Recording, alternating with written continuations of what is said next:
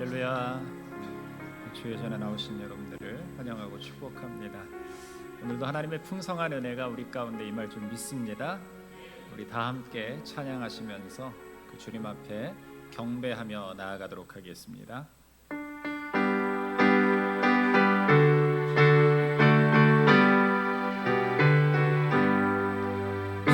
찬송하는 소리 있어 사람 기뻐하도다. 하늘 아버지의 이름 거룩하도다. 세상 사람 찬양하자. 거룩하신 하나님께 할렐루야 할렐루야 할렐루야 아멘. 하나님의 나라 권세 영원토록 있도다. 하나님의 영광 나라 거룩하도다. 하늘 보좌 계신 주님 세상 주관하시도다. 할렐루야 할렐루야 할렐루야 아멘. 하나님의 크신 섭리 그 뜻대로 되도다. 우리 아버지의 뜻은 거룩하도다. 주의 속히 임하셔서 기쁜 날을 주옵소서. 할렐루야 할렐루야 할렐루야 아멘.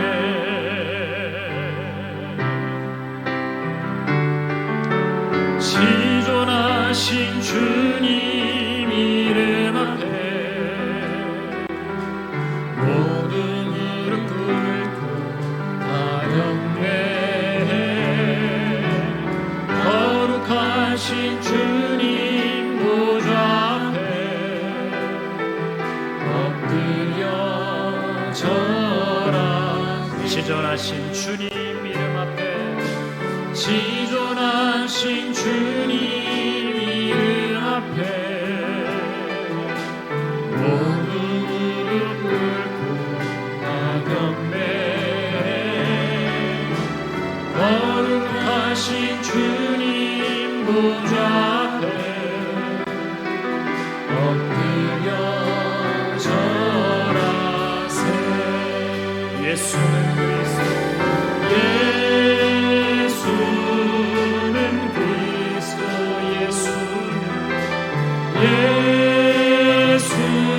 예수는 주. 하나님의 영으로 경배드리니. 지존하신 주님 이름 앞에 모두 무릎 꿇고 다 경배해. 거룩하신 주님 보좌 앞에 엎드려 절하세.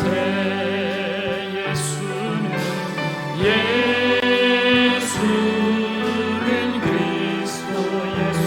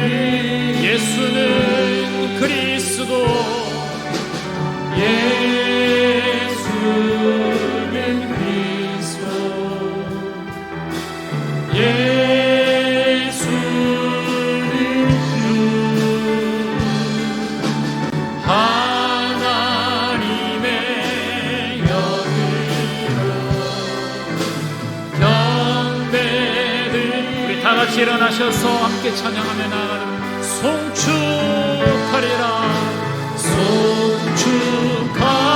송축하리라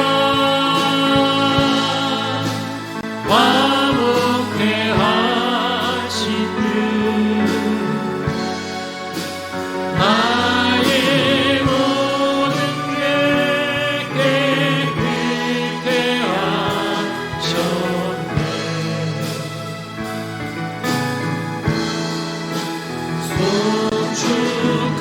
송축하리라 귀하신 어린 양 모두 절하고 모두 외치라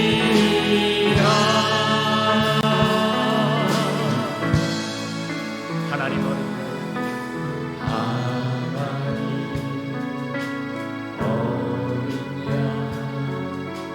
독생자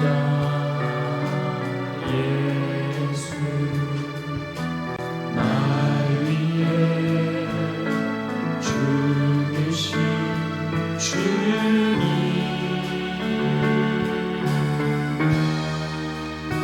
주이신 그 보혈은 나의 죄를 정결케 하네 내 영을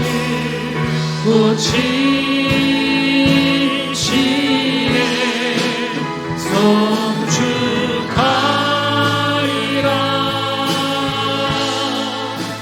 화목해 하신 주 나의 모든 죄 깨끗게 하셨네 송축하리라 송축하리라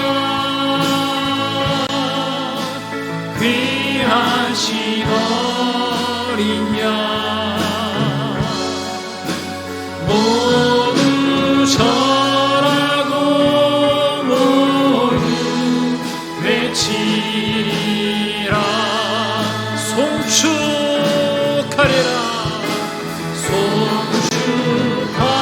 송축하리라 화목해 하신 주 아멘 나의 모든 죄 깨끗게 하셨네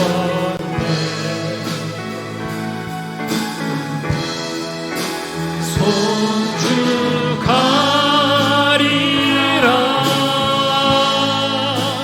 귀하신 어린 양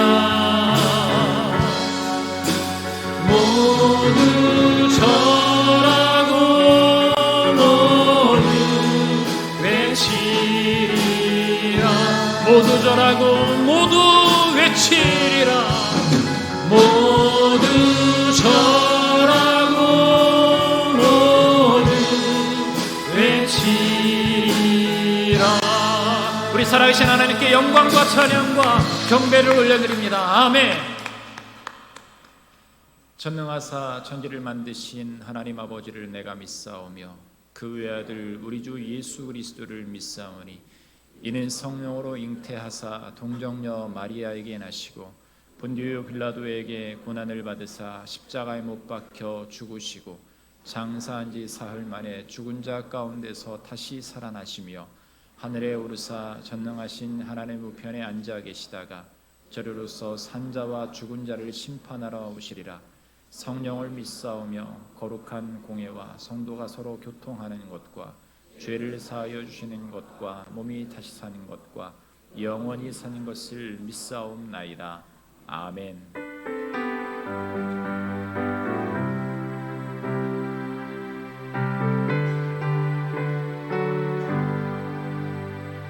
슬픈 마음 있는 사람 예수 이름 믿으면 영원토록 변함없는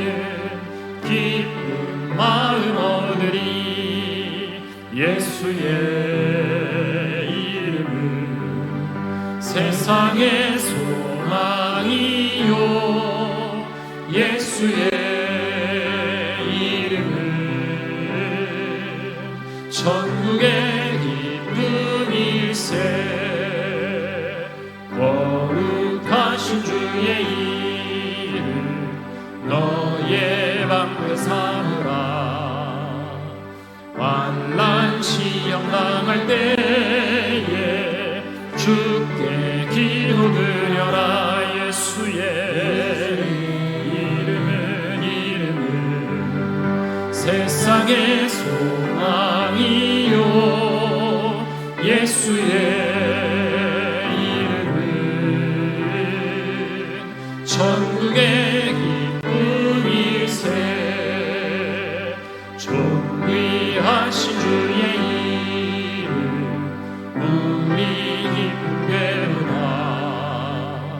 주의 품에 안길 때에 기뻐 찬송 부르리 예수의 이름 세상의 소망이요 예수의 이름은 천국의 기쁨일세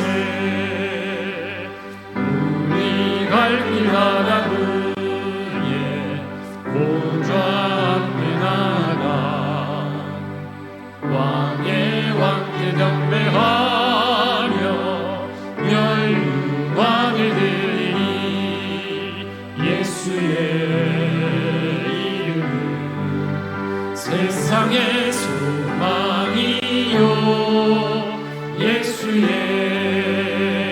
이름은 천국의 기쁨일세 세상 모든 민족이 구원을 얻기까지 쉬지 않으시는 하나님 주의 심장 가지고 우리 이제 일어나 주 따르게 하소서 세상 모든 육체가 주의 영광 보도록 우릴 부르시는 하나님 주의 손과 발 되어 세상을 치유하며 주 섬기게 하소서 물이 바다 덮음같이 여호와의 영광을 인정하는 것이 온 세상 가득하리라 물이 바다 덮음같이 물이 바다 덮음같이 물이 바다 덮음같이 세상 모든 민족이 구원을 얻기까지 쉬지 않으시는 하나님 주의 심장 가지고 우리 이제 일어나 주 따르게 하소서 세상 모든 육체가 주의 영광 보도록 우릴 부르시는 하나님 주의 손과 발 되어 세상을 치유하며 주 섬기게 하소서 물이 바다 덮음같이 물이 바다 덮음같이 여호와의 영광을 인정하는 것이 온 세상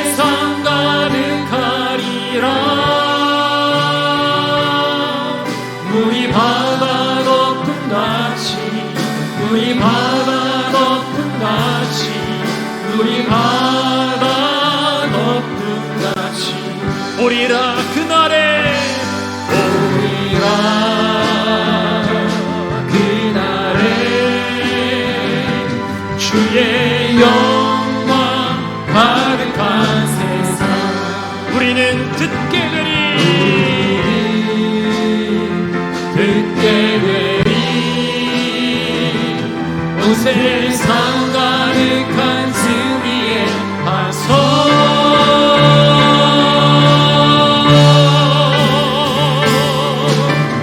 우리 바다 덮음같이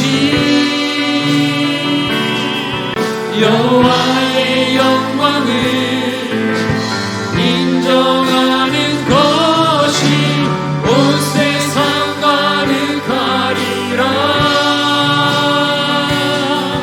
우리 바다 덮음같이 우리 바다 덮음같이 우리 바다 덮음같이 우리 바다 덮음같이 우리 바다 덮음같이 여호와의 영광을 인정하는 것이 온 세상 가득하리라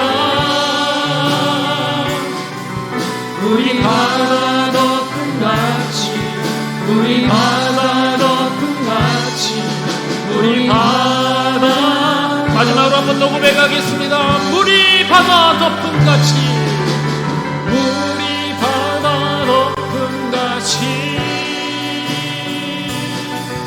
여호와의 영광을 인정하는 것이 온 세상 가득하리라 우리 바다 덮음같이 우리 바다 덮음같이 우리 바다 덮음같이 우리 바다 덮음같이 우리 바다 덮음같이 여호와의 영광을 인정하는 것이 온 세상 가득하리라 우리 바다 덮음같이 우리 바다 덮음같이 우리 바다 덮음같이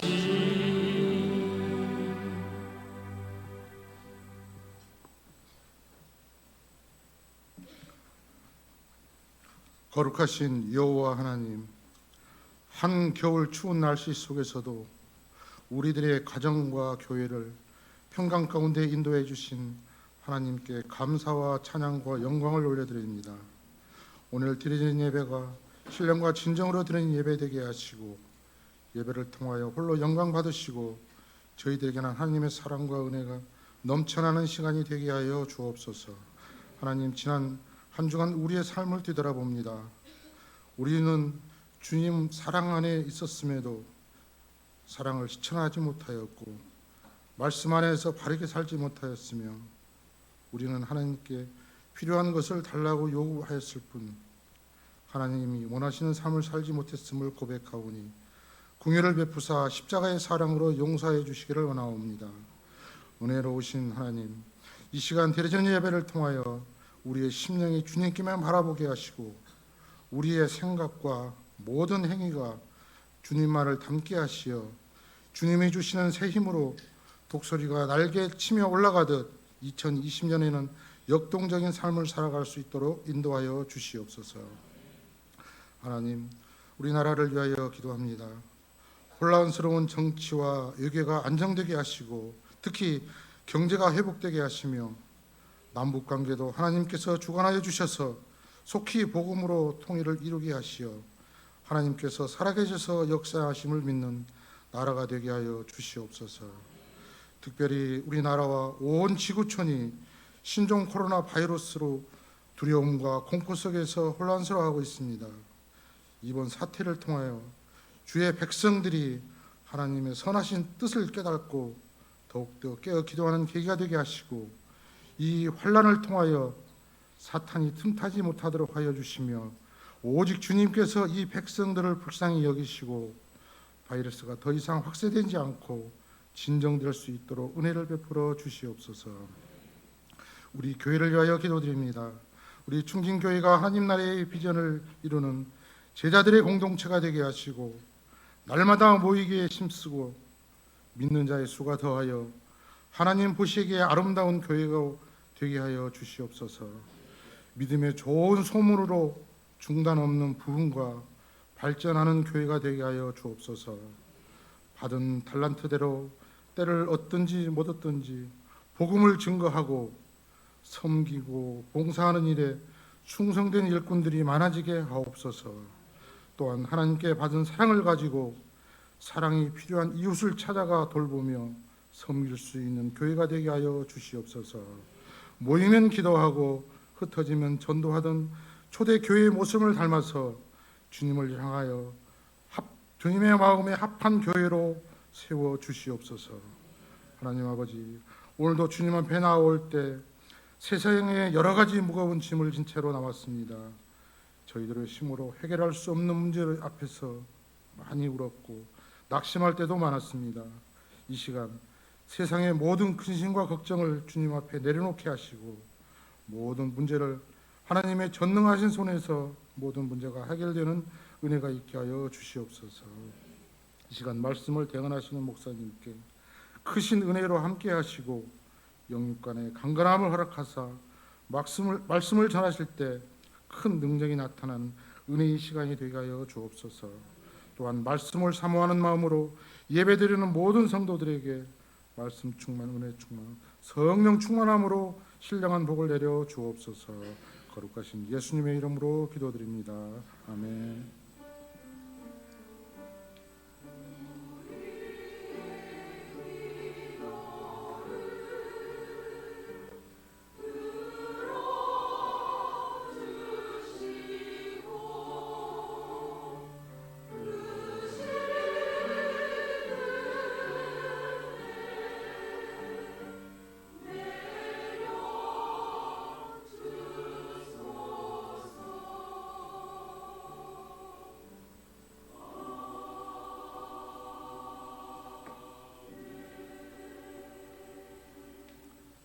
오늘 우리에게 주시는 하나님의 말씀은 마가복음 12장 38절에서 44절 말씀입니다.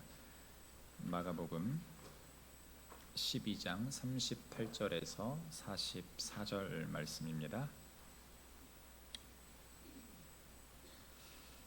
제가 봉독해 드리겠습니다. 예수께서 가르치실 때에 이르시되 긴 옷을 입고 다니는 것과 시장에서 문안받는 것과 회당의 높은 자리와 잔치의 윗자리를 원하는 서기관들을 삼가라. 그들은 과부의 가산을 삼키며 외식으로 길게 기도하는 자니 그 받는 판결이 더욱 중하리라 하시니라. 예수께서 헌금함을 대하여 앉으사 무리가 어떻게 헌금함에 돈 넣는가를 보실세. 여러 부자는 많이 넣는데 한 가난한 과부는 와서 두 렙돈 곧 한 고드란트를 넣는지라. 예수께서 제자들을 불러다가 이르시되 내가 진실로 너에게 이르노니 이 가난한 과부는 헌금함에 넣는 모든 사람보다 많이 넣었도다.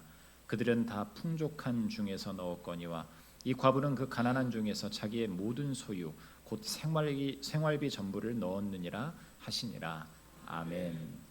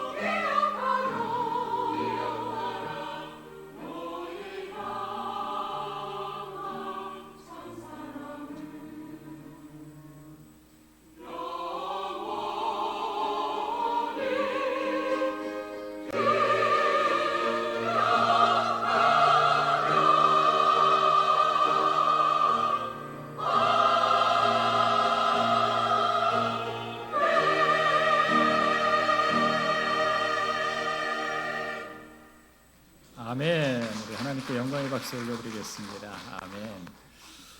교회 소식 말씀드리겠습니다. 우리 충진교회를 처음으로 나오신 성도님들을 진심으로 환영하고 축복합니다. 등록해 주시고 새가족부 안내를 받으시면 좋겠습니다.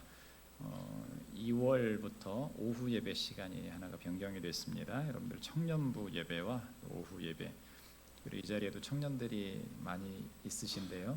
여러분들 1시 반에 우리 대학 청년부 예배가 따로 진행이 되니까 여러분들 함께 참여하시면 참 좋겠습니다.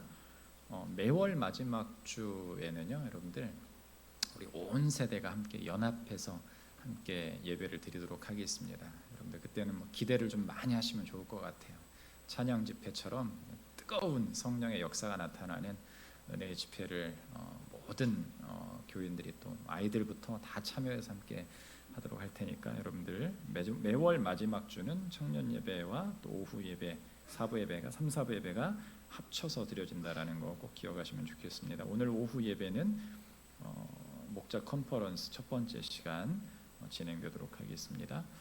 여러 교육 및 또 모임들을 당분간 여러분들 코로나 바이러스 때문에 문제가 좀 있어서요, 당분간 취소하고 군산에 발병이 됐기 때문에 여러 긴장감들이 없지 않아 있는데 이번 주 한 주간 지켜보고 난 후에 다시 또 진행을 할 수 있을지를 한번 생각해 보도록 하겠습니다. 여러분들 여러 삶의 환경이 많이 바뀌었잖아요. 먹는데도 잘 가지 않고 아이들 학교까지도 이렇게 또 휴강을 하고 하는데 이것이 오래 진행되지 않도록 여러분들 꼭 기도해 주시고 하나님의 섭리 가운데 모든 것들이 빨리 원래대로 돌아올 수 있도록 여러분들 함께 기도해 주시면 감사하겠습니다. 또 여러 수고하시는 분들이 굉장히 많아요. 나라에서도 의료기관에 계신 분들, 또 질병관리본부에 계시는 분들, 제가 아는 성도님 한 분 질병관리본부에 계시는데 집에 들어가질 못한다고 하더라고요. 모든 수고하시는 분들을 위해서 또 유정자들이 잘 다스릴 수 있도록 여러분들 기도하는 이때가 되면 좋겠습니다. 학습 세례 입교 문답 신청을 받습니다. 여러분들 또 특별히 유아 세례, 또 어린이 세례, 작년부터 교단에서 어린이 세례 진행을 해서 유아 세례가 어린이 세례 같이 똑같은 말입니다. 그런데 14세 이하에 있는 아이들까지 만 2살 이하의 아이들까지만 유아 세례를 줬었는데 어린이까지 이 어린이 세례로 유아 세례와 같은 개념인데요. 여러분들 우리 자녀들 가운데에 부모의 신앙이 있는데 자녀들 혹시 유아 세례 못 받은 자녀들이 있으면 여러분들 꼭 신청하셔서 받고 이 14세 이상 이후에 입교 예식을 받으면 되니까 여러분들 꼭 기억해 주시고, 여러분 목자님들께서는 각 사랑방마다 조금 체크를 하셔서 신청을 이성민 목사님께 신청해 주시면 좋겠습니다. 바른 신앙생활 캠페인 같이 한번 읽어볼까요? 시작. 기도는 사명입니다.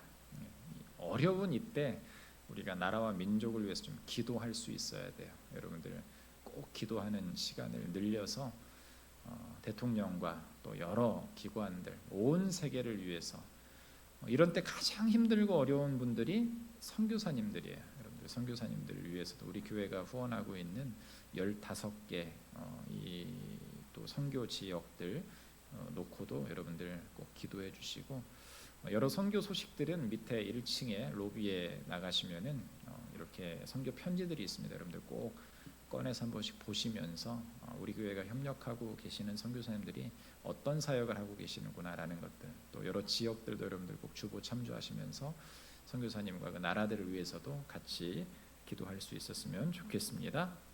여러 모임들 여러분들 참조해 주시고요.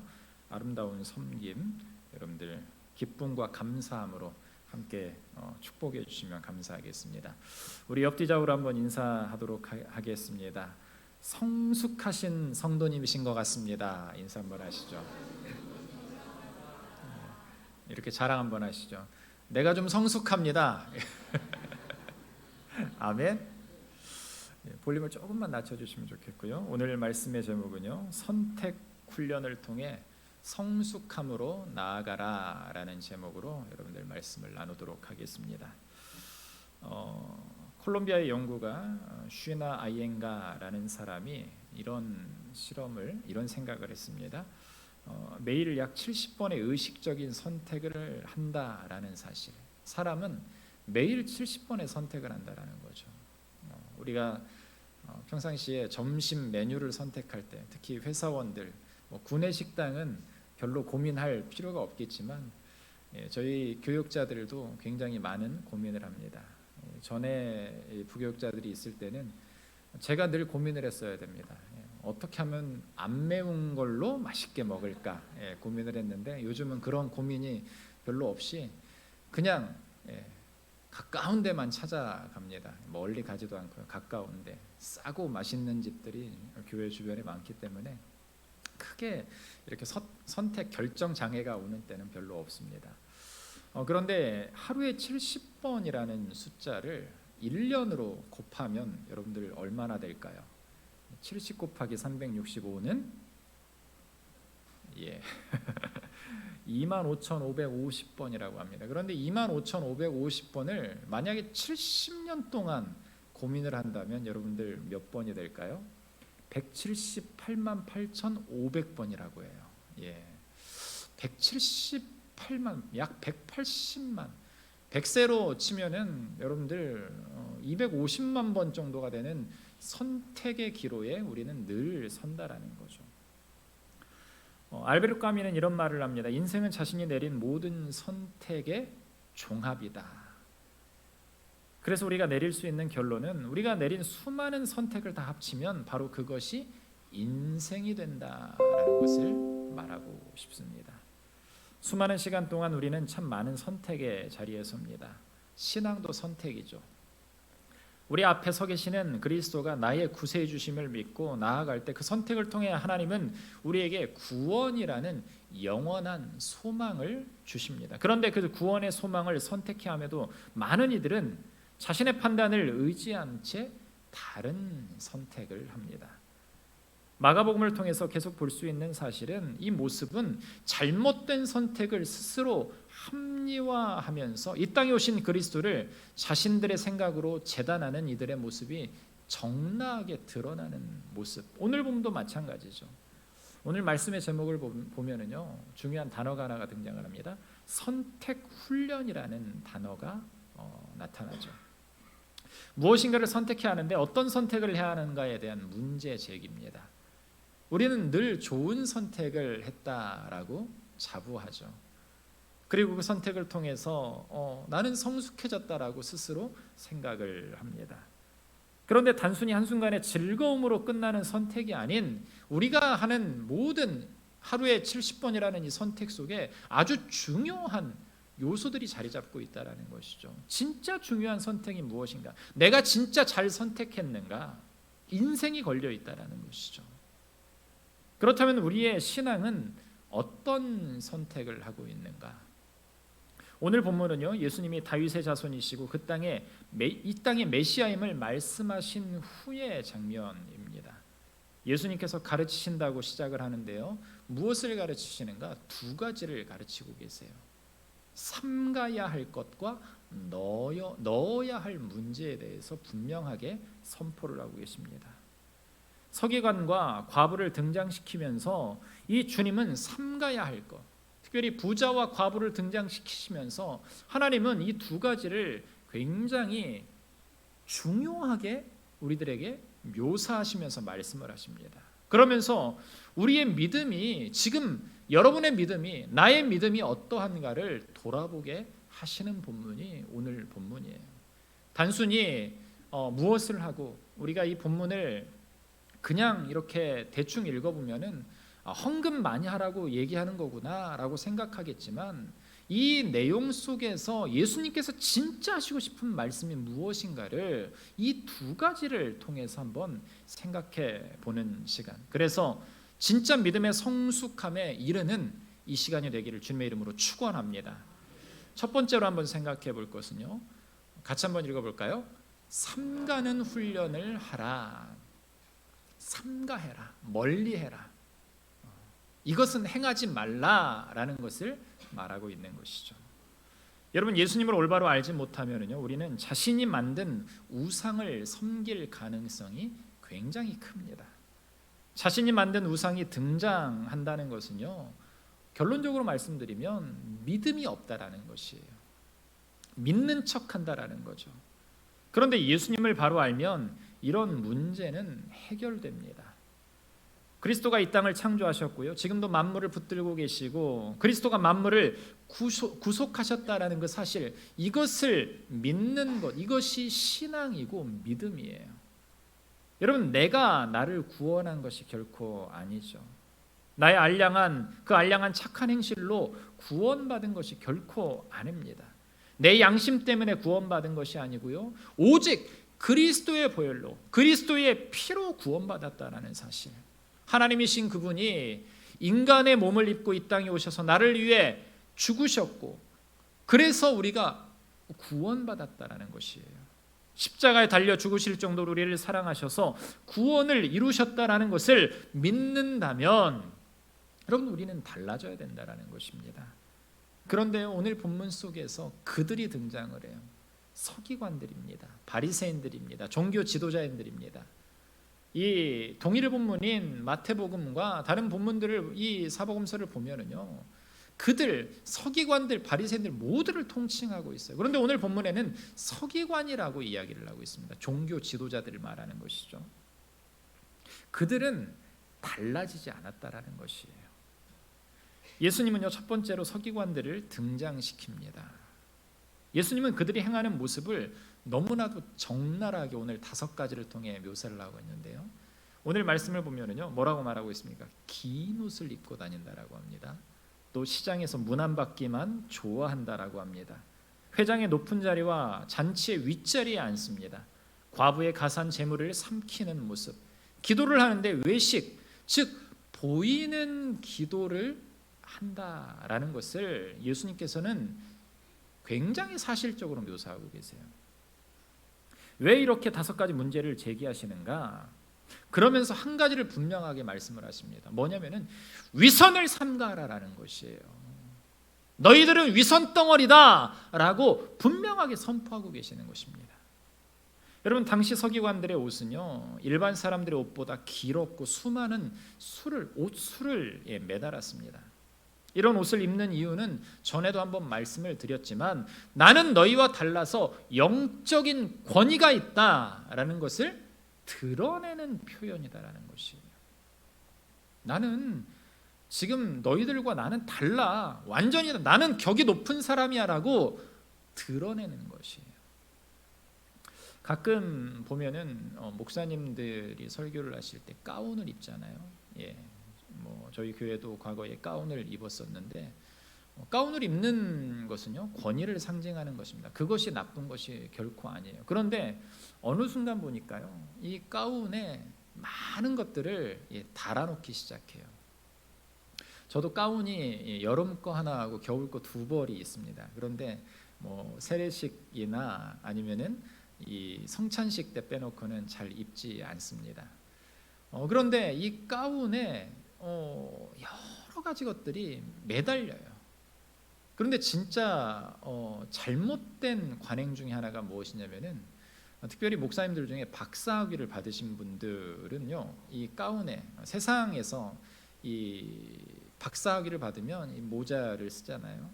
이것이 이쪽에서 이쪽으로 옮겨지면 석사가 박사가 되고, 또 이게 이쪽으로 옮겨지면 석사가 이렇게 되더라고요. 그런데 이 팔에다가 이 3줄인가요? 2줄인가요? 이걸 다는 가운이 있어요. 그게 뭐를 상징하냐면은 박사다라는 것을 상징하는 거예요. 그게 나쁜 건 결코 아니죠. 그런데 가끔 보면은요, 이것을 굉장히 자랑하고 드러내는 분들이 계세요. 하나님의 말씀을 전하는데 박사학위가 있으면 어떻고 박사학위가 없으면 어떻습니까? 저는 석사만 3개가 있습니다. 그러면서 가끔 이런 고민을 해본 적이 있어요. 차라리 1개에 집중해서 박사를 딸걸, 이런 생각을 해본 적이 있습니다. 그런데 결코 박사가 이렇게 이렇게 부럽거나 그러지는 결코 않아요. 하나님 말씀을 보는 거, 하나님이 이미 나에게 한 100가지도 넘는 박사를 주셨을 거라고 저는 믿기 때문에 그렇습니다. 아멘. 여러분들에게도 그런 것들을 주셨을 것이에요. 여러분 보세요. 그런데 그것이 스스로의 자랑이 되는 순간 그것이 위선이 되고 하나님보다 내가 높아질 수 있다는 것을 우리는 늘 고민해야 되는 거예요. 우리의 삶 속에서도 믿음에서도 마찬가지입니다. 여러분, 이 옷수를 단다라는 것은 결국에 자기가 하나님보다 더 존경받기를 원한다라는 것이에요. 그런데 예수님은요, 이런 식으로 백성들에게 억지와 형식으로 존경받는 것을 삼가라라고 분명하게 말씀을 하고 계십니다. 여러분, 좋은 옷을 입으면 참 좋습니다. 겨울에 따뜻한 옷을 입으면 이 오리털로 된 거, 아니 오리털보다 더 가볍다라고 더 좋은 거위털로 된 걸 입으면 굉장히 따뜻하죠. 그런데 국가대표도 아닌데 막 긴 롱패딩을 입으면서 몇십만 원짜리 막 옷을 두텁게 입으면서 영하 1도도 떨어지지 않는데 그런 옷을 입고 다니면 몸에서 떠 죽어요. 떠 죽는데 그걸 막 입고 다녀요. 과거에 조금 따뜻한 남쪽 지방에 있을 때 보면은요, 영하로 떨어지지 않는데 왜 그렇게 모피들을 입고 다니시는지 도대체 이해가 안 될 때가 있었습니다. 몇 년 전만 해도 우리 자녀들에게도 이런 모습들이 있었어요. 어떤 한 메이커의 옷을 입지 않으면 아이들 사이에서 서로 왕따를 시키는 일이 있었습니다. 그래서 그 메이커 옷이 수십만 원이 됨에도 불구하고 부모들을 졸라서, 아니 내 아이가 그 아이들 세계에 끼지 못할까 봐 여러분들 그 옷을 사주는, 그래서 그 옷을 조르는 아이들을 뭐라고 이야기를 했냐면은 등골을 빼먹는다라고 해가지고 등골 브레이커라고 했어요. 그런데요, 지금 보면은 그 옷을 입고 다니는 아이들 한 명도 없습니다. 저를 주면 제가 따뜻하게 겨울을 보낼 수 있을 것 같은데 혹시 집에 안 입는 그런 옷이 있으면 저를 주셔도 됩니다. 새벽 기도 때 입게요. 그런데 어때요? 철없는 그 생각, 착각과 그 옷을 입으면 뭔가 달라 보일 거라는 착각과 망상 속에서 모든 아이들이 그 옷을 입었습니다. 그런데 어른들의 눈엔 한낱 철없는 아이들의 모습으로만 보일 뿐이었다라는 것이죠. 그런데 그럼에도 불구하고 부모의 욕심은 어때요? 그걸 입히지 않으면 우리 아이가 혹시라도 무슨 어려움에 당하지 않을까 싶은 마음에 등골을 하나 빼가지고 사줬다라는 거죠. 여러분, 어른들의 눈이 필요하다라는 것이죠. 긴 술이 달린 옷이 아니라 이런 눈이 필요해요. 그래서 필요한 것이 무엇인가를 구별하며 선택할 수 있어야 됩니다. 여러분, 시장에서 문안받는 것, 또 회당의 높은 자리와 잔치의 자리에서 윗자리에 앉고자 하는 것 마찬가지죠. 여러분, 분명히 우리는 그러한 것들을 대접받을 만한 충분한 자격이 있는 하나님께서 선택하신 귀한 존재입니다. 그런데 문제가 있어요. 나만 특별하다고 생각하는 순간 문제가 생긴다라는 거죠. 여러분, 세속적인 태도를 경계해야 돼요. 어떤 대접을 받기보다 내가 주님을 어떻게 대접하고 있나를 먼저 생각할 수 있어야 됩니다. 위선이란 무엇입니까? 겉으로만 착한 채 하는 것이에요. 지금 예수님께서 말씀하고 계시는 것은요, 이 5가지 이 사실을 열거하면서 하나의 핵심을 뭐를 말씀하신가? 위선 덩어리를 벗어버리라는 것이에요. 여러분, 위선을 좋아하는 사람은 없습니다. 그러나 또한 복음이 우리를 자유하게 하기 전까지 위선 앞에서 자유로운 사람은 결코 없다라는 거죠. 위선은요, 자기 합리화입니다. 또 자기 기만입니다. 자기 만족적인 열성, 또 무책임한 영적 자신감, 책임 회피, 자기 변호, 헛된 확신 등의 모습으로 나타난다라는 거죠. 여러분들 한번 자기 스스로를 한번 보세요. 나에게 버릴 살만 있는 것이 아니라 혹시 이런 위선이 있지 않은지 돌이켜봐야 됩니다. 예수님을 제대로 알지 못하고 믿지 못하면 우리는 이런 위선에 빠질 수밖에 없습니다. 나는 믿음 생활한 지 오래됐으니 괜찮아 라고 해도, 아니, 신앙생활을 하면 할수록 더욱더 위선에 빠질 가능성이 높다라는 것이에요. 이것이 예수님의 논리입니다. 우리가 신앙생활을 통해 그리스도에게로 가까이 가지 않으면 점점 우리의 삶은 위선으로 덮일 수 있어요.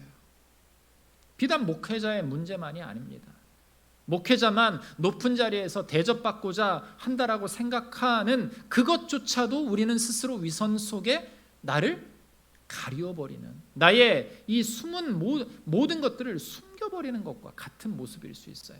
나를 돌아봐야 되는 거예요. 남을 보기 전에 지금 현재 나의 모습을 먼저 볼 수 있어야 돼요. 여러분, 교회 일을 할 때 주의해야 할 가장 위험한 것은 얼마나 많이 봉사했느냐가 아닌 그 동기가 중요합니다. 혹여라도 우리 마음에 그리스도는 흥하고 나는 쇠하리라는 각오가 있는지 스스로 점검할 수 있어야 돼요. 그런데 자꾸 우리는 이 말씀을 거꾸로 나라는 자아에 맞춰서 변질시켜 버립니다. 뭐라고 변질시켜 버립니까? 나는 흥하고 그리스도는 쇠하리라. 이런 잘못된 선택을 향해 우리가 나아가고 있지는 않은가 돌이켜봐야 됩니다. 처음에는 은혜로 교회를 나오죠. 그리고 은혜로 직분을 받고 봉사합니다. 그러나 세월이 지나면 그리스도는 사라지고 내가 중심을 차지해 버립니다. 내 이름이 중요하고요, 내 자존심이 중요하고요, 내 의견이 관철되어야 내 주장이 통과되어야만 합니다. 이렇듯 내 안에 내가 자리 잡고 있는 것이에요. 과거에 이 시인과 촌장이라는 그룹을 리더했던 하덕규 목사님의 이 가시나무새라는 이 노래가 있죠. 여러분들도 많이 아실 텐데요. 세대가 조금 오래된 분들은 하덕규 씨로 알고 조금 한 30대는 조성모로 알고요. 지금은 그걸 리메이크한 사람이 없기 때문에 이제 처음 듣는 친구들도 아마 있을 거예요. 그 가사를 보면은요, 그 하덕규 씨가 신앙적인 관점을 가지고 이 노래를 지었습니다. 내용 첫 줄만 한번 보시면은요, 내 속엔 내가 너무도 많아 당신의 쉴 곳 없네. 한 1년쯤 후에 제가 잘 다시 한번 불러드릴게요. 기타 치면서 불러드릴게요. 보세요. 가사를 보면 내 속에 내가 너무도 많아서 당신 예수 그리스도가 쉴 곳이 없다라는 것이에요. 이렇듯 내 안에 내가 자리 잡고 내가 생각하는 나의 교만과 위선이 자리 잡고 있으면 위험하다라는 것이에요. 여러분, 무엇을 삼가라고 합니까? 바로 이런 것들을 삼가라라고 예수님은 분명하게 말씀을 하고 계십니다. 그래서 40절에서처럼 그들처럼 남의 것을 삼키고 외식으로 기도하지 말라.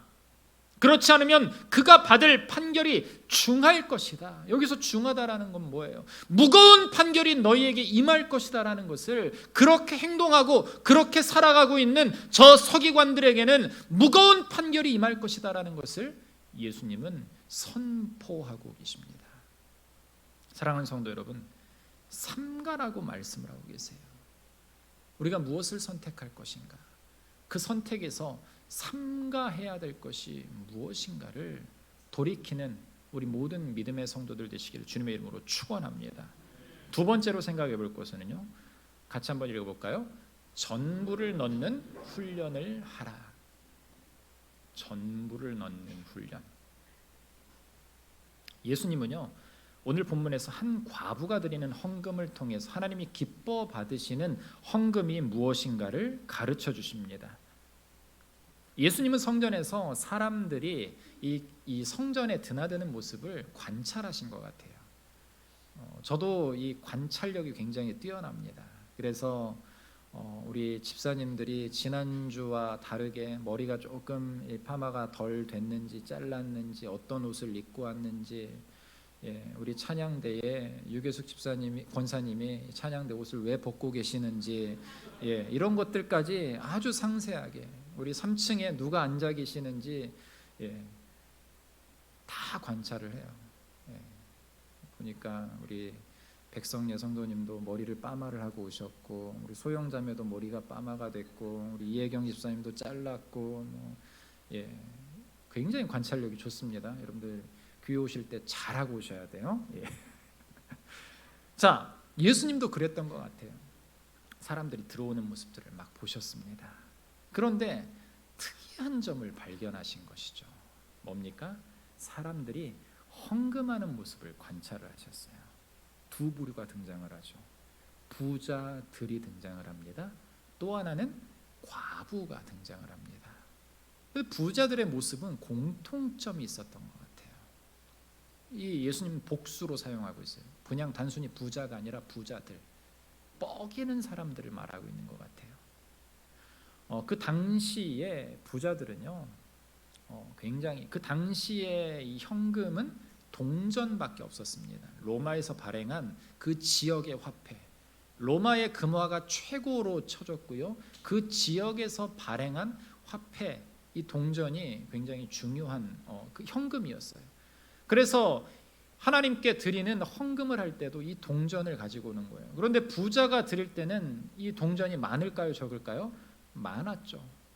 동전을 주머니에다 넣고 짤랑짤랑 거리면서 오는 이도 있는 반면에 또 어떤 사람은요, 이 자루에다가 동전을 담아서 내가 얻은 수입이 많기 때문에 하나님께 드릴 것이 많기 때문에 자루에 담아서 가지고 오는 사람도 많았어요. 그런데 그 부자들은요, 그것을 과시하듯이, 그런데 그 당시에 과시할 수밖에 없었던 이유가 하나가 있었습니다. 헌금 함의 모양이 좀 지금과는 뭐 비슷하지만 달랐어요. 뭐 요즘은 계좌로도 이체할 수 있는 그런 시스템이 됐잖아요. 그런데 과거에는요, 이 헌금함의 입구가 굉장히 넓었습니다. 넓었는데 들어가는 통로는 나팔처럼 작아요. 예, 우리 축음기 생각하시면 될 것 같아요. 과거의 축음기, 레코드판 돌리는 축음기요. 작고 마지막 이 헌금이 들어가는 통은 또 크고요. 그런데 그것이 쇠로 만들어졌어요. 동전을 넣으면 어떻게 될까요? 들어가는 입구부터 땅 소리가 나면서 슉 떨어지는 소리가 굉장히 사실적으로 슉 딸랑, 예, 이런 느낌의 소리가 난다는 거죠. 그런데 자루에 담아서 헌금을 하는 사람의 모습들은 어떨까요? 그 소리에 굉장히 만족하는 거예요. 드럼 그거 한번 슉 한번 해줘 보세요. 예. 마치 소리가 동전을 딱 넣으면은 이런 소리처럼 들리는 거죠. 착각에 빠지게 하는 거예요. 딸랑딸랑, 예, 짤랑짤랑 소리가 나는 거예요. 막 넣으면서 막 굉장히 흡족한 거죠. 그런데 문제가 있는 거예요. 전부를 드리지 않았다는 거죠. 많은 거를 가지고 왔지만 예수님은 그걸 분명히 아셨어요. 전부를 드리지 않았다는 것이죠. 하나님께 바칠 것이 무엇인가를 진짜 구별해서 바치는 것. 분명히 사람들이 보기에는 전부를 바친 것 같지만 예수님이 보시기에 전부가 아니다라는 것이죠. 그런데 또 다른 한 사람이 등장을 합니다. 가난한 과부라고 칭하고 있어요. 예수님께서 왜 부자와 과부를 이 대비시키고 있는가를 우리는 잘 봐야 됩니다. 부자는 많은 것을 가지고 있는 것이에요. 그런데 우리 모두가 어떻습니까? 여러분 스스로 가난하다라고 생각하시는 분 계십니까? 없죠. 우리는요, 충분히 부자의 자격을 가지고 있어요. 아멘? 부자라고 생각하는 사람만 부자가 될 줄 믿습니다. 저도 부자라고 생각해요. 아들 부자, 예, 교인 부자예요. 여러분, 그런데 본문을 보면은요, 이 가난한 과부는 몰래 들어온 것 같아요. 자랑스럽게 교회를 들어오지 못합니다.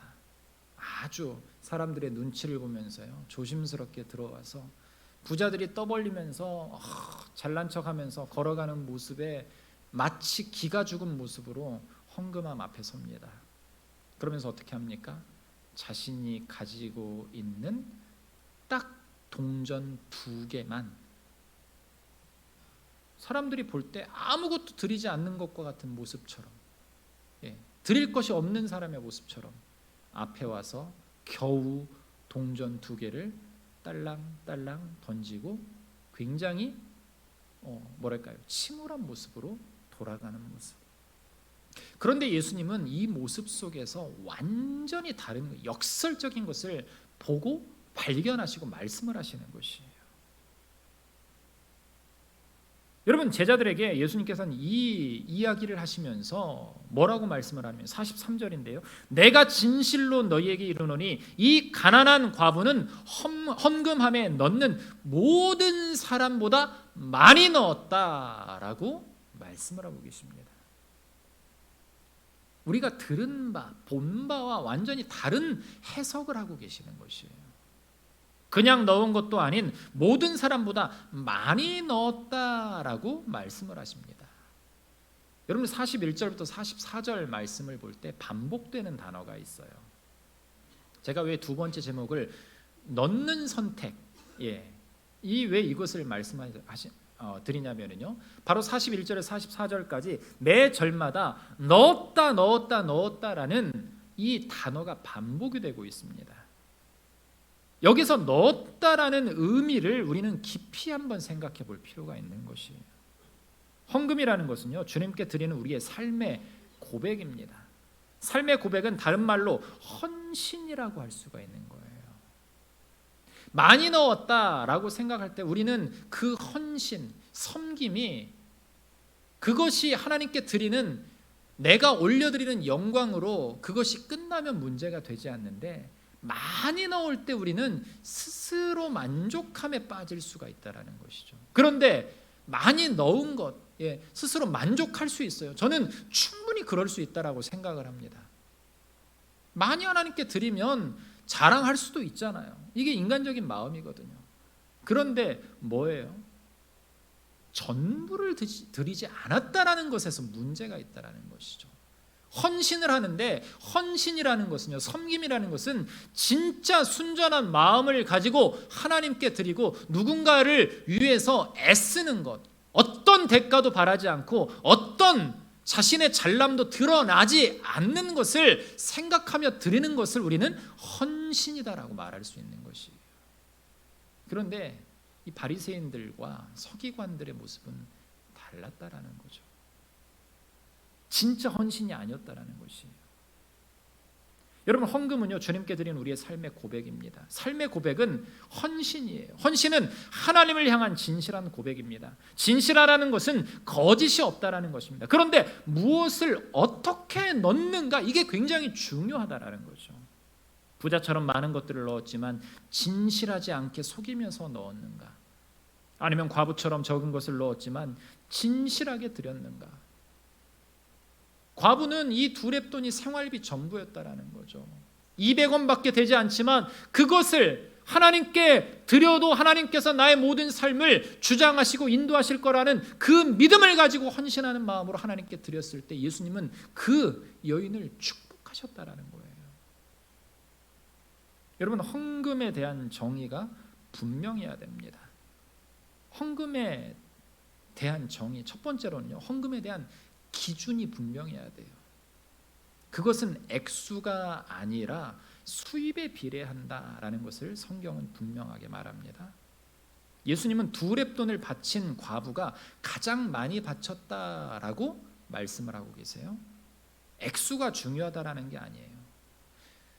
너희가 얻은 것, 주님께서 주신 것을, 그 수입이 정확하게 얼마냐라는 것들을 우리가 생각해 볼 수 있어야 된다라는 거죠. 여러분, 요사이 청년들을 보면서 도전을 많이 받습니다.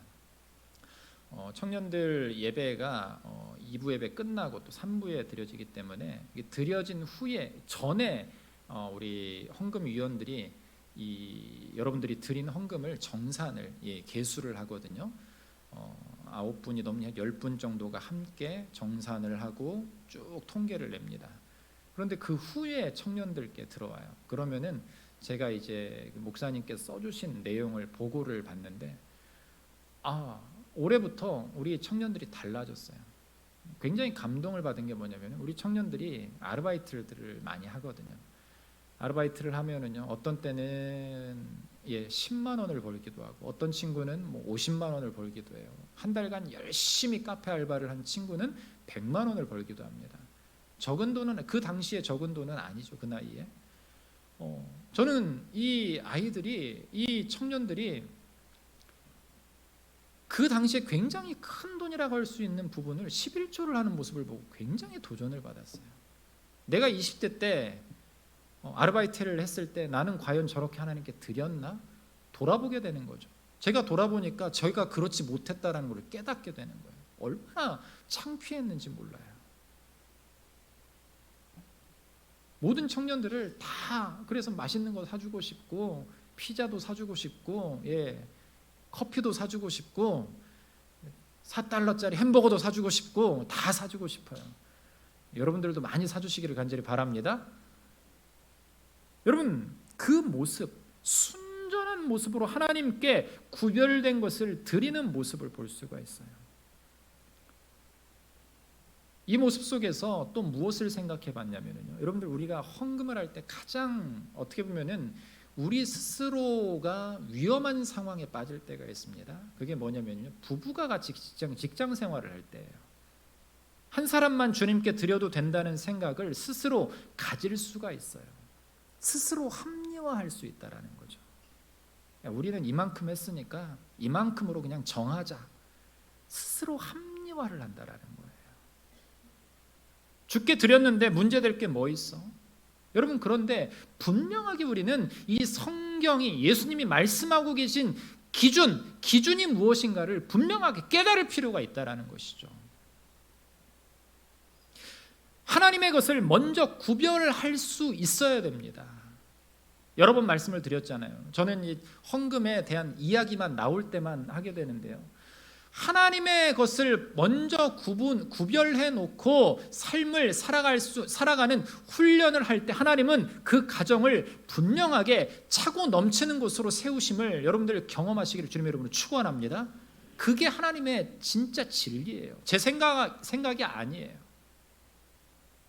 구별된 것을 드리는 것을 성경은 헌신이다라고 말하고 있고, 이것이 헌금의 기준이다라고 예수님은 말씀을 하고 계십니다. 두 번째는 뭐냐면요, 헌금의 동기와 대상이에요. 즉, 누구를 보고 왜 드리는가? 사도행전을 보면요, 아나니아와 삽비라 이야기가 나오잖아요. 분명히 많은 것을 드렸습니다. 땅을 팔아서 그 땅에서 나온 수익을 하나님께 드렸어요. 그런데 이 사도행전 이 4장의 내용을 보면요, 아나니아와 삽비라가 그것을 전심으로 다 드리지 않아서 문제가 됐다는 것을 우리는 성경을 통해 알 수가 있죠. 인간적인 생각으로 하나님 드렸으니까 드렸는데 왜 사람을 죽이기까지 하십니까? 이거 나쁜 하나님 아닙니까? 라고 생각할 수 있어요. 그런데 이 이야기를 조금 더 해석을 해보면요, 초대교회, 교회가 막 시작할 시기에 그 신앙이 무엇인가, 신앙의 기준이 무엇인가를 확실하게 하시는 사건이다라는 것이죠. 오늘날로 말하면 집을 팔아서 수익이 1억이 났는데 온전하게 하나님께 드리지 않고 속였다라는 것이에요. 위선이다라는 것입니다. 반만 드리고서 다 바친 것으로 이름을 내고 싶었던 것이에요. 전에 교회에서 가끔 이런 질문을 하는 성도님들이 계십니다. 목사님, 이 교회는 크니까요, 내가 조금 다른 분들에게 이렇게 좀 헌금을 좀 드리고 싶은데 내가 11조 안 해도 이해 좀 해주세요. 내가 성경금으로 드리는 거니까 하나님 다 아실 거예요. 면전에다 대고 제가 뭐라고 말씀을 할 수 없잖아요. 그런데 기준이 뭐냐면 분명한 거예요. 하나님의 것을 하나님께 구별하고 그것을 정말 드리고 싶다면은 여러분, 그걸 또 구별해서 드릴 수 있는 믿음에까지 우리가 신앙이 성장해야 된다라는 거죠. 그렇지 않으면은요, 우리는 다른 위기가 오면은요, 그냥 흔들려 버려요. 물질관이 분명해야 돼요. 여러분, 헌금은요, 하나님께 드리는 겁니다. 사람의 생각으로 이렇게 해도 괜찮겠지가 아니에요. 사실 과거나 지금이나 돈은 많은 사람들의 최대 관심사이고 애착의 대상입니다. 또 돈은 많은 사람에게 최고의 약점인 경우가 있어요. 어제 신문 하나를 보니까 인도였나요? 인도에 50조를 가진 사람이 있었는데 자기 스스로 망했다라고 얘기해요. 다 써버려가지고 투자가 실패하고 뭘 실패해서 50조. 여러분, 50조. 그냥 50조 얘기하니까 그냥 우리가 50조라고 생각하는데 1억만 있어도 부자잖아요. 50조를 다 날려버린 거예요.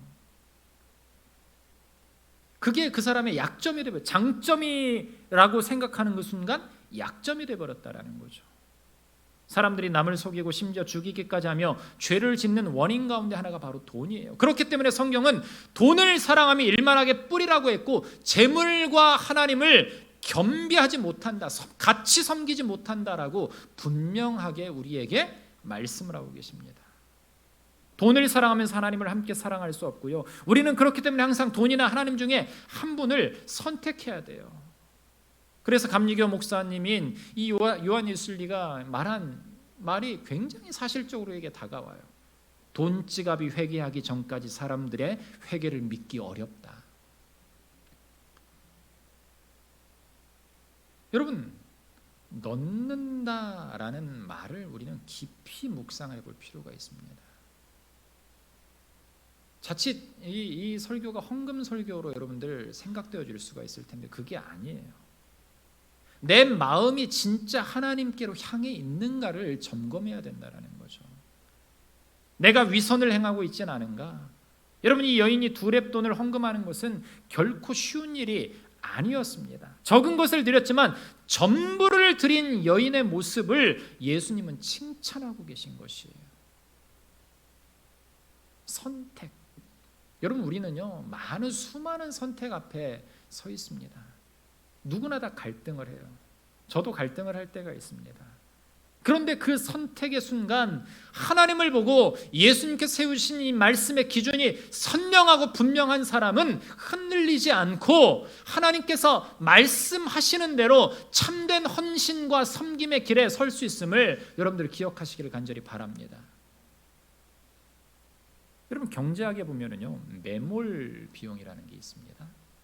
이 말이 뭘 뜻하냐면은요, 실패를 받아들이지 못해 이미 실패한 사업에 계속해서 돈을 쏟아부으려는 유혹, 이때 들어가는 비용을 매몰 비용이다라고 해요.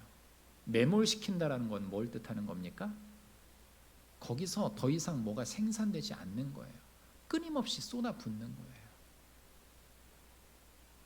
그런데 우리의 삶이 그런 매몰 비용에 얼마나 많은 것들을 투자하고 있는가를 한번 돌이켜봐야 됩니다. 사탄은 끊임없이 우리를 유혹해요. 그래서 매몰될 것에 투자하라고 유혹합니다. 우리 인생의 그런 순간, 선택의 순간들이 끊임없이 앞으로도 계속해서 찾아올 것이에요. 그렇기 때문에 우리는 이 2가지 선택의 훈련을 잘 이겨낼 수 있어야 됩니다. 통과한 성도도 있지만 어쩌면 지금도 훈련 속에서 힘들어하고 있는 지체들도 있을 것이에요. 예수님은 2가지 선택 훈련을 통해 분명하게 말씀을 하십니다. 육적인, 영적인 위선을 벗어버려라. 그것을 벗어버렸을 때 우리의 마음 가운데 하나님 주시는 평강을 누리면요, 그 평강 속에서 하나님께 온전하게 구별하며 나의 마음과 나의 뜻과 나의 모든 정성을 드릴 수 있다라는 사실을 예수님께서는 강조하고 계신 것입니다. 사랑하는 성도 여러분, 삼가는 훈련을 통해서, 전부를 넣는 훈련을 통해서 승리하는 저와 여러분들 되시기를 주님의 이름으로 축원합니다. 위선을 벗어버려야 된다라는 거죠. 우리의 가면을 벗어버려야 된다라는 거예요. 예수님이 원하시는 것은 지금 단순히 물질에 한정되어 있는 것이 아니라 우리의 삶의 모습, 나의 믿음의 모습, 진짜 예수 그리스도 안에서 그 주님만을 바라보며 주님만을 기뻐하며 주님께서 나의 삶의 주관자가 되심을 믿고 따라가는가, 그것을 기억하라는 것이죠. 사랑하는 성도 여러분, 이 2 훈련은요, 아무리 강조해도 지나치지 않습니다. 왜냐하면 이 훈련을 통과해야 진짜 성도의 모습으로 설 수 있기 때문에 그렇습니다. 성숙한 성도, 성숙한 그리스도인, 성숙한 제자로 살아갈 때 하나님은 영광 받으십니다. 그 영광의 빛이 우리가 살아가는 세상 속에 비칠 것이에요. 여러분, 우리가 선한 모습으로 하나님의 거룩한 제자의 진짜 모습으로 살아갈 때 우리 안에서 주님이 비춰주시는 그 광채가 드러난다는 거예요. 그 광채를 마음껏 드러내며 살아갈 수 있는 믿음의 백성들 될 수 있기를 주님의 이름으로 축원합니다. 예수 그리스도가 우리의 기준이 되어서 선택하며 주께 영광 돌리는 모든 성도들, 그래서 여러분들의 삶이 위선이 아니라 진짜의 삶으로 거룩한 선택을 통해서 하나님께 영광 올리는 거룩한 삶을 살아가는 믿음의 백성들 될 수 있기를 주님의 이름으로 축원합니다. 주님 감사합니다. 거룩한 선택을 통해서 하나님께서 우리를 부르시고 우리를 인도하심을 경험케 하시고 하나님의 영광되는 저희들 될 수 있도록 인도하여 주시옵소서. 예수 그리스도의 이름으로 기도하옵나이다. 아멘.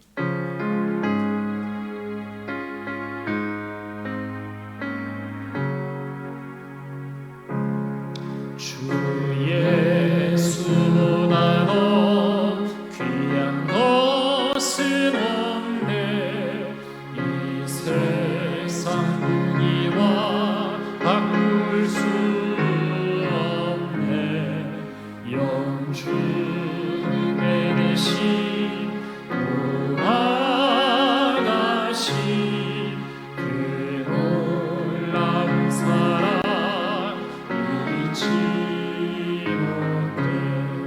세상 즐거움 다 버리고 세상 사랑 다 버렸네. 주 예수보다 더 귀한 것은 없네. 예수밖에는 없네. 주 예수보다 더 귀한 것은 없네. 이 세상 명예와 바꿀 수 없네. 이전에 즐기던 세상 일도 주 사랑하는 마음 빼지 못해. 세상 즐거움 다 버리고 세상 사랑 다 버렸네. 주 예수보다 더 귀한 것은 없네. 예수밖에는 없네. 주 예수보다 더 귀한 것은 없네. 이 세상 행복과 바꿀 수 없네. 유혹과 핍박이 몰려와도 주 섬기는 내 맘 변치 않아. 세상 즐거움 다 버리고 세상 사랑 다 버렸네. 주 예수보다 더 귀한 것은 없네. 예수밖에는 없네. 아멘. 이 시간에 우리 세 가족 환영하도록 하겠습니다. 오늘 또 말씀을 들으시고 하나님의 거룩한 자녀 되기를 원하시는 분 계시면 자리에서 한번 벌떡 일어나시면 함께 환영하고 축복하도록 하겠습니다.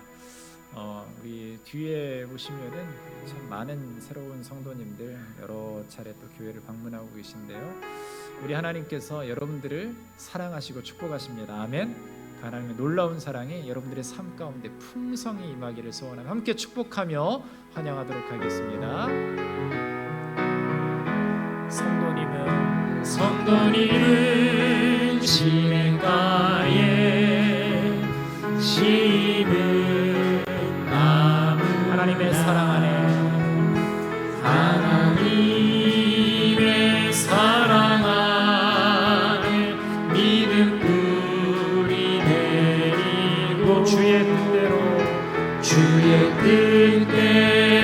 주의 뜻대로 좌우를 한번 바라보시면서 다시 한번 찬양하도록 할까요? 성도님은 시냇가에, 성도님은 시냇가에 쉬는 나무 하나님의 사랑 안에, 하나님의 사랑 안에 믿음 뿌리 내리고 주의 뜻대로 항상 사세요. 사랑합니다. 축복합니다. 축복할 일들 많은데요. 이번에 보니까 우리 교회 또 성도님들 자녀들 가운데에 또 임용고 씨를 합격한 자녀들이 둘이나 되더라고요. 참 감사한데 우리 최 권사님 아들 대현 형제인가요? 네, 우리 대현 형제도 오늘 왔는데 박수로 한번 축복해 주도록 하겠습니다. 아멘. 우리 자녀들이 잘 되면 참 좋습니다. 여러분들 자녀들도 기도하는 가운데 잘 될 줄 믿습니다. 아멘. 다 같이 일어나셔서 함께 찬양하며 세상을 향해 나아가도록 하겠습니다.